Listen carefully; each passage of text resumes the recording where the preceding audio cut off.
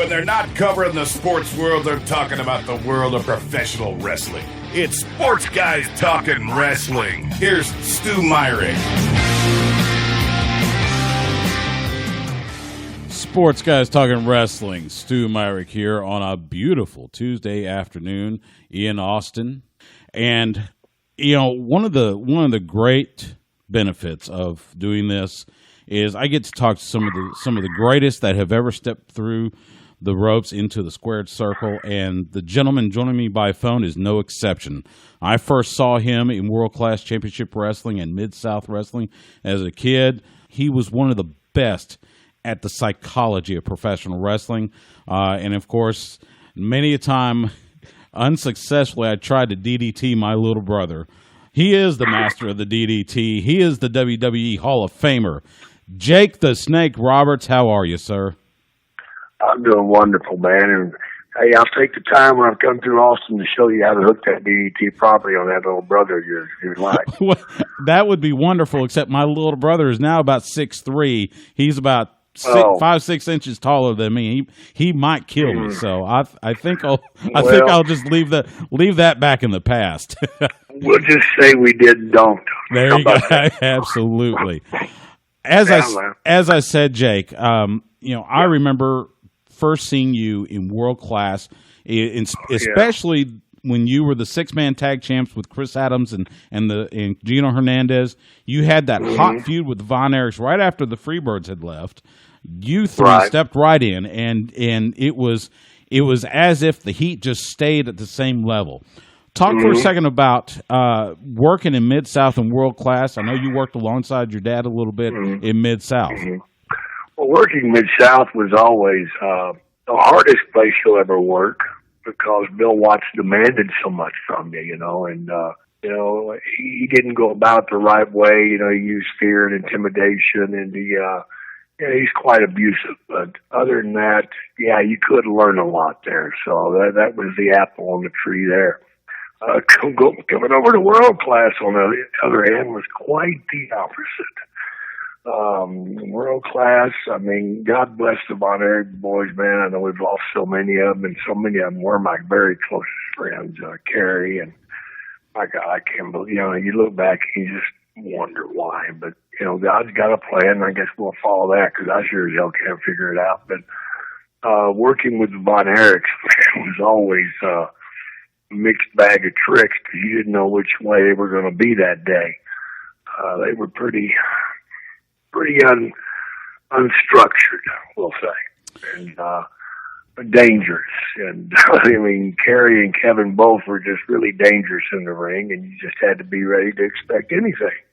Other than that, you're going to have a great time out there because the fans were really with it. The fan support for the Von Erich family was just, just incredible, and being with Gino, there's another guy gone, and Chris, another guy gone. I don't know how I'm the one that lived through it all. I really don't, because odds on were against me, the way I behaved, and I'm just still glad to be around. I really am.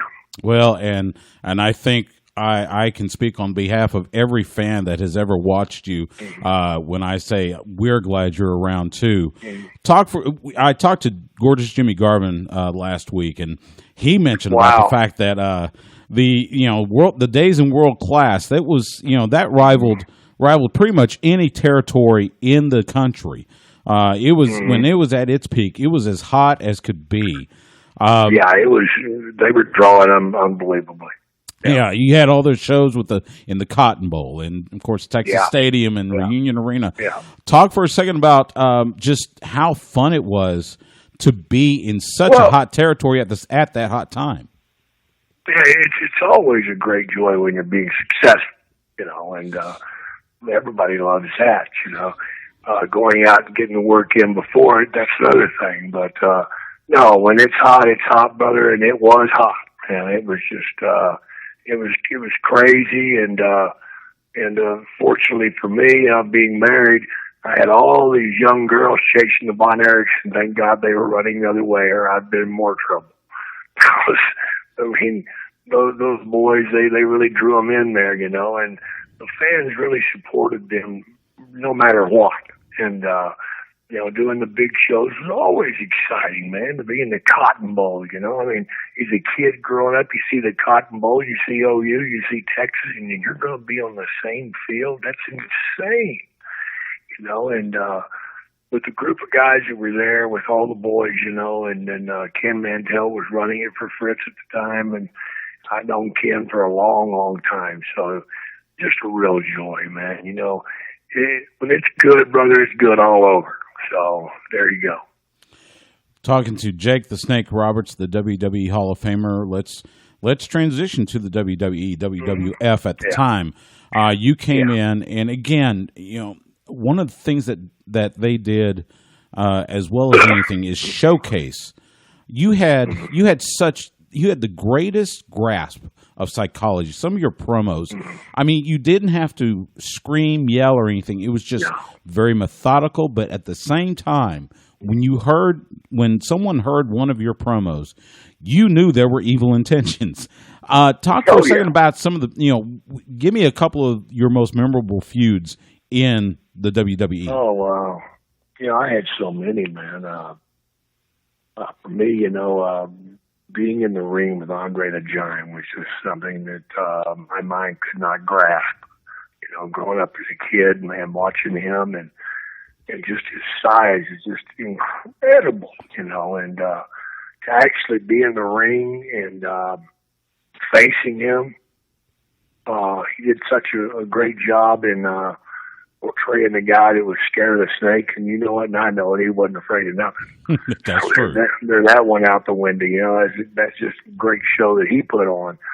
But to step in the ring with him each and every night, and I wrestled him about 6 months every night, and it was just an incredible experience for me, a learning experience, and grateful to get out there with my life, because there were a couple times, and well, he'd had a few too many drinks and celebrating his birthday, and I think he wound up farting on me for about 30 seconds, but that wasn't very pleasurable, but it's true, and I couldn't do a dang thing about it except lay there. So that's not a favorite story of mine, but it's darn sure a story. It's one of those that I throw out during the comedy show that I do now, and it's not really comedy. It's just basically sitting in the locker room and hearing road stories from Jake the Snake. But, you know, being in there with Andre was just so great. And, of course, the Macho Man, you know, I can't leave him out. But then I had Steamboat, too. I can leave him out, you know. Dropped him on the concrete on Saturday night main event, nearly killed him.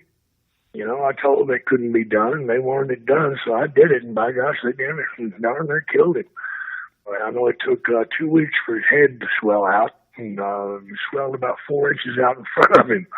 But he survived, and we went on to have a great feud. And, you know, there was DiBiase, there was Earthquake, you know, when he killed the snake. That was an awesome feud. Mm-hmm. And, you know, just all of them, man. You know, WWE, everybody was so much superstars because the way they put it all out there. You know, they were great at that. But to do the time with Macho Man is certainly one of my favorite times, especially with the Cobra biting him. You know, and any WrestleMania was a great time. You know, doing the blindfold match with Rick Martel. I have so many memories that I hold very close to my heart as being some of the greatest times of my life. But to be really honest with you, I am having more fun now at 60 and 61 soon than I've ever had in my life. That's and it comes from being happy. It comes from being proud. Mm-hmm. Because I am proud of my sobriety. I am proud that I have my family together. I am proud of the journey that I took to get there. It took some time, you know, and I am so grateful to God and everybody that helped me get through it. Diamond Dallas Page, who worked so very hard with DDP Yoga, helping me get healthy again. You know, 4 years ago, I couldn't get out of a chair by myself, you know, and now I can do anything I want. I've been known to step in and out of the ring here and there. And, and I might do it again because I feel so good. Well, I got to see the resurrection of Jake the Snake when I was flying out to San Francisco for Super Bowl 50 to do some coverage there. And, my full-time job, I work alongside the substance abuse community. I'm on the regulatory side of substance abuse counselors. So I know a little bit, Wow. I would love to hook up with you and do more for these people. Man. We will. I think we can make that happen. And so I know some of those stories, and I know some of the stories about it, and maybe you can help me with this. It seems that, when it comes to trying to go into recovery and trying to get yourself out of addiction, a lot of times it's more than just a one-stop hit. In other words, it takes a few times for it to really start to click. Yeah. You mentioned about you have to find that special marriage between yourself and what you're doing. Just like you said, I went to three clinics, man, and nothing ever happened for me. Hell, one clinic I've been there 4 months, and it really worked hard. But then here it is, it's graduation day, and what did I do? I go to a dang payphone and I call my dealer and have him meet me at the end of the street. Wow. And I hadn't even been out there, 2 minutes. So it does take a special moment. It takes a special connection, and it has to be the right thing at the right time. For me, I had to have the DDP yoga because I helped build my self-esteem that way.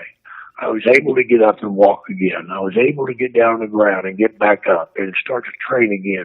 So that built my self-esteem. That gave me something inside to say, you know what, maybe I can get up and fight this dang thing one more time. And I had to have Diamond Dallas Page, who wouldn't put up with my BS because, knowing how to do interviews, I could certainly con people and didn't mind doing it in rehab to make the road easier. So he wouldn't put up with any of it because Dallas, he just didn't play hardball with me. He researched it. He went and got other help. He went and got suggestions from other people who had been through the same thing. He didn't just one day decide, I can do this. He really worked hard at it. That's one thing about Dallas. He's the hardest working man on the planet next to Vince McMahon, I'll tell you that. I couldn't agree more. And, I don't know if you remember this, a couple of weeks ago, I was interviewing Diamond Dallas Page, and you called. It was so funny. Oh yeah, So it was so funny. So we're talking about the movie, and all of a sudden I hear him saying it didn't click, but I hear him say, "Hold on, Jake's calling." So the line goes dead for about 10 seconds, and when he comes back, you're there with him. So it was a huge thrill for me, not to say the least. And it was really neat. That. And I tell people, if you have not seen this movie yet, The Resurrection of Jake the Snake, it is a movie that will, if you have friends that may be struggling, and I'm sure you can confirm this is a movie that it gives you hope out of hopelessness. It does, man, and hopefully it inspires people to help other people. That's my big hope in the movie. I mean, we'd like to see any drunk or junkie get straight, but there's 1 million of those out there, or 100 million. But we need more people like Diamond Dallas Page and yourself that are willing to take the time to reach out and help these people. Because it is an illness, man. It's not just, he's weak and he just wants to get high. No. I stopped enjoying it a long time ago, and that's just the way addiction is. That's why it's a brutal beast. Is once it gets a hold of you, it won't let go, man. It's a fight, right? And and you have to have a special team of people to get you through it. And everybody's team is different. It is, and to give you and Dallas both credit, you also helped Scott Hall.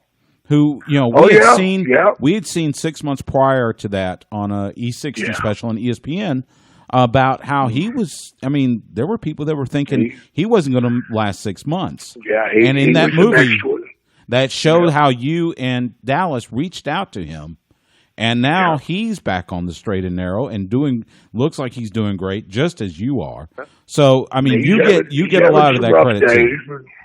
I appreciate that. Reached out to Scott whenever he reached out. It was a no-brainer for me. I definitely wanted him in there. because I needed somebody to bounce my stuff off of. See, Dallas was never an addict.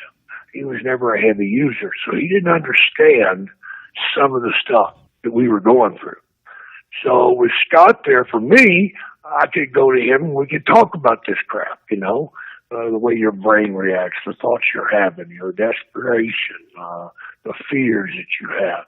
Because it's pretty damn scary, man, when you start getting clean. Number one, you haven't seen the real world in a long damn time, and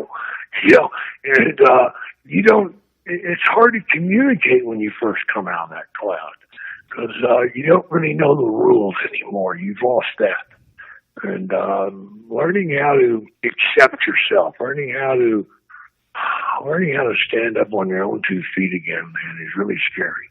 And I know people think, "Oh, Jesus Christ, you were Jake the Snake." No, that was a character I played. This guy here, I was terrified. I was ashamed of myself, and that's the one people don't get. How can you be ashamed of yourself? Look what you've done. Look what I've done that wasn't right. And they just don't get that. But trust me, I still have problems with shame, because of what I went through. And that's not saying I'm a bad person. It's just saying that I'm a person who's still working on his problem. You're human, and I've heard that. Believe me, and that goes. Many of the substance abuse counselors that I talk to and license and everything, a lot of them are just like you, recovering addicts, and they say the same thing. They have their moments where they're ashamed of their past and everything, but they have whatever that is, that helps them to bring them out of that shame and realize they've got a lot going for them. And with you, and I wanted to mention there was 2 points in the movie that just really, really did my heart good. One of them was, I believe it was when they set up the GoFundMe to for my shoulder, right, and that first night when you saw how much money you had raised in just 24 hours, it was that the look on your face, you could see the realization that your fans still love you, and they do. I finally got that. In those. So, I finally got that. See, I never understood that. I never believed that. I used to be angry at the fans for caring about me because I knew how wrong I was with what I was doing. And it'd be like, how can you want me to hold your kid whenever I'm a junkie, I'm a drunk? Don't you see this? Don't you know this? Which, of course, he didn't. But there I was. And of course it's that shame thing again. But Scott Hall said it best when he said, "Jake, the fans love us more than we love ourselves," and that was so true. Well, and then go forward in the movie when you get the phone call that you're going to go in the Hall of Fame, and this was the point you were trying to get into the Royal Rumble, and they said no, but let's put you in the Hall of Fame, and you told Dallas. And I went and played him. That was one of the best points. That and then the night you show up on Raw, it was a total surprise. It was like I think Dallas was even surprised. He was trying to figure out where you were, and all of a sudden they're watching Raw, and and here I am walking out. Right, CM Punk and the Shield, and they've got the Shield down, and all of a sudden that music hits, and I was watching that live as well. When I heard that music, to use a wrestler, I marked out. I marked out big time, and I marked out in a good way. So did I. To walk up there and actually touch that mat again, it was like I was alive again, and I was home. It was such an incredible moment. The Hall of Fame means so much to me now, because I am sober and I am clean. I can be proud. I did earn it. I do belong. And for so long, I didn't think I belonged anywhere except jail or dead. And that's so sick. But that's the addiction. That's the addiction. That's what it does to you. It strips you down. It tells you you're worthless, that you shouldn't have anything, that you're scum, that you should be dead. That's what the addiction strives for. That's the only satisfaction the addiction wants. It wants you dead. Mm-hmm. So for all those people out there that don't get it, You know, I've been to jails and I've been to rehab, and I've never been to any places where the guy said to me that was sitting next to me in a cell or whatever, said, you know what, Jake, when I was growing up, it was my dream to grow up and become a drunk and a junkie. No, nobody dreams of that. Right. No one. But it's what happens to us. But as you said, it's how you come out on the end that matters, Yeah, and you definitely did. We're talking to WWE Hall of Famer Jake the Snake Roberts. Let's talk for a second about this Unspoken Word tour that's coming to Austin March 24th, this Thursday. You're going to be at the New Movement Theater down on Lavaca. Yeah. Doors open at 7. The show starts at 8. Not to mention, and you've picked a very unique time because Austin's also hosting the World Golf Championship match play tournament, just not too far from there. So we're going to have a bunch of on top of you, we've got the 64 best golfers in the world. Maybe we'll get a couple of those guys to come out and see your show. I may have to go out and give it a shot. You know, yeah, they're welcome to come on out. I want all the fans to come out, of course. Right. But I want people to know this. Don't bring the kids because it's a little rough on the language. Right. And what we're talking about gets a little rough. But you got to understand, this is wrestlers getting together and what we do to each other and having fun. Our idea of a practical joke is not really sane stuff to deal with. We go a little too far, always. And but it is a lot of laughs, a lot of giggles. It'll have you crying and laughter. I promise you that. I want the fans to come out and expect to have some extra time with me, taking pictures, signing autographs, doing all that. Yeah, that's of course. And I'll open it up for a Q&A. You know, you can ask those questions you never thought you'd get to ask. But more importantly, and certainly to me the most important, is if you're having a problem with addiction or alcoholism, I will take the time to sit down with you afterwards and we can go over some stuff and go over some pointers or even try to find you some help. I'm serious. I will take that time to do that because that's the real deal. Well, and this, not to mention, this is starting to become kind of a little cottage side industry in wrestling between you and Mick Foley. Jim Ross has some shows, and now even some of the guys that are currently in the business, like Dolph Ziggler and John Morrison, now Johnny Mundo. Apparently, he has a tour going. So yeah, but it's a neat deal. It really is. Yeah, but you got to understand this now. Let's be honest. Come on now. Jake the Snake has 40 years on the road. 40 years, more than anybody else. Jake the Snake also had a large python as one of the tools that I played with. It was extremely funny at different times, whether it be in a strip joint or in the locker room or even in a match, some of the things that went on with that damn snake. But I guarantee you Jake the Snake is a hell of a lot funnier than Mick Foley or any of these other yahoos because, quite honestly, come on. Jake the Snake was the best interviewer, so you know I got the best stuff. So just shut your mouth, get in the car, drive on down there, be at the theater, and don't be late. I couldn't agree more. Thank you very much. I couldn't agree more. Just your years in world class alone would be worth another. You know, and then go through it. I mean, that'll be a phenomenal show. Like I said, it'll be at the New Movement Theater down on Lavaca Street. Doors open at 7. The show starts at 8. Tickets are available. And don't tell at what time it'll end, because you know what? I don't walk off there until I'm ready. I like the sound of that. That's just the truth. Thank you so much for giving me some of your time. Before I let you go, I know you've got a couple of appearances coming up WrestleMania weekend. I know one for sure is VIP Wrestling in Dallas, their Texas Mania show, the show after WrestleMania. Talk about a couple of the other appearances. I'm going to wrestle. Yep.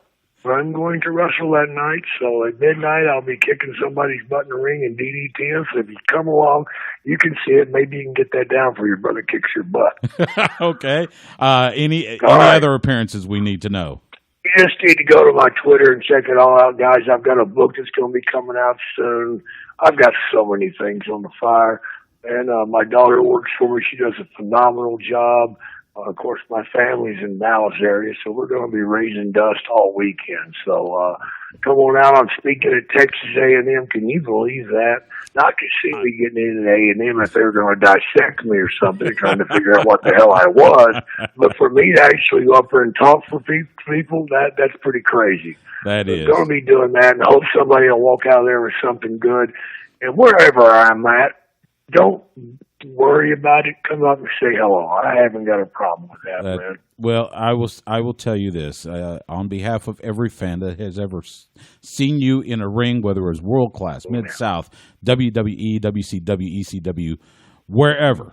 Thank you so much. Thank you for what you've done. Man, that means a lot to me. Thank you for setting an example. It took a journey, but like you said, you set the example, and you've given hope to those that don't have hope. Jake the Snake Roberts, WWE Hall of Famer, it has been an honor to talk to you and for you to give me some of your time. Best of luck to you, and if hopefully I will see you on Mania weekend. If I don't see, I'll see you on Thursday. Your ass just like your brother does. Okay, so just knock that off the roof right now. That's right, and I hope to come up to you and shake your hand and tell you in person. Thanks again to Jake the Snake Roberts for joining me.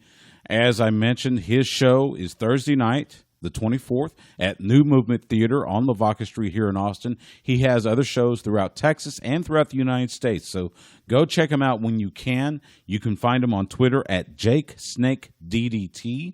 He also has a website, JakeTheSnakeRoberts.com, where you can see the dates where he's going to be doing this Unspoken Word tour, as well as some of his appearances. We mentioned on April 3rd, right after WrestleMania, Texas Mania put on by VIP Wrestling there in Dallas. He'll be there to participate in that huge card. Thanks so much for listening to us. You can find us on iTunes and on Stitcher. If you do subscribe to us on iTunes, make sure you write us a review. Let us know how we're doing. Just let us know that you're listening and that you're enjoying the show. You can find me on Twitter at Stu Myrick. That's STEWMYRICK. You can find the show on Twitter at SGTWATX. And you can like us on Facebook at Facebook.com/Sports Guys Talking Wrestling. For Sports Guys Talking Wrestling, I'm Stu Myrick, and we will see you at the matches.